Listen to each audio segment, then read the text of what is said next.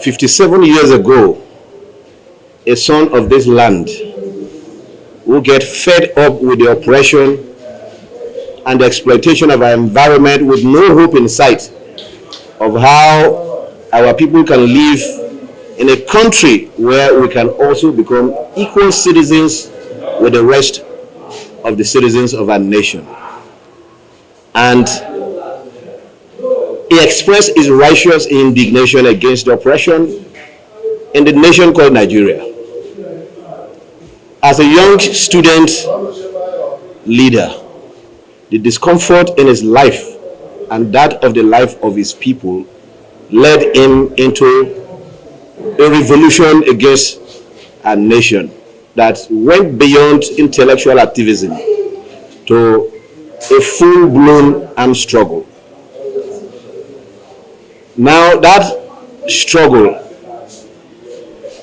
began from a place called Kayama community in today's central zone of the Ijaw Youth Council. Though he didn't live enough to benefit from the freedom his struggle brought to the Ijaw nation and the entire Niger Delta, that we enjoy relative dignity as a people. And today we are here gathered to commemorate and honor the legacy of that sage in the person of Major Jasper Isaac Boro. Today, we may not be exactly where we are, but our hands are no longer in chains. There were times in this nation where the Ijaw man cannot fish and sell his fish to earn a living.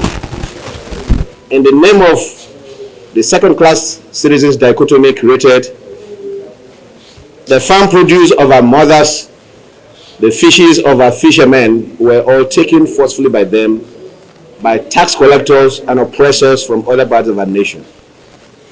And those things led to what they call the 21 Days Revolution. As students of history, I want to enjoin every one and each of you to have a glimpse of that book. Read it through. It will inspire you so that generations yet to born will continue to understand the sacrifices laid by those who came before us, and as to why the struggle of the Ijaw man and the Niger Delta is unstoppable today.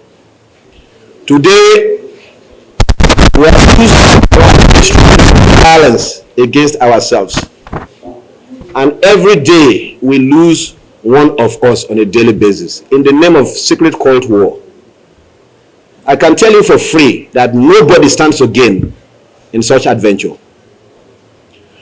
If you remember today, those you have killed today because you are enemies today were once your friends. But because through misguided means you have been misled to hate them so much so that you can take their life when you have no power to replace.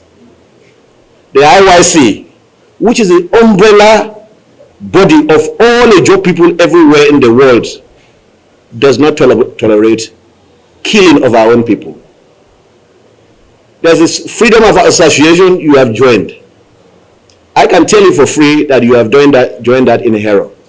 But every one of us have made mistakes in life. That mistake must not define the end of our lives. I have made my own mistakes.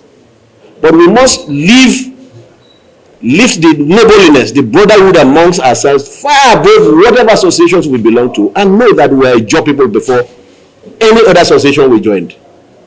In fact, I am prouder as an Ijaw man than a Nigerian. We are prouder as Ijaw people than Niger Deltans. And therefore, we have no basis to hate ourselves. We cannot forgive ourselves when we harm or hurt ourselves to the level we want the end of life of one of us. This is a call to a ceasefire in this reckless, avoidable, senseless gun violence in Bayelsa State and beyond.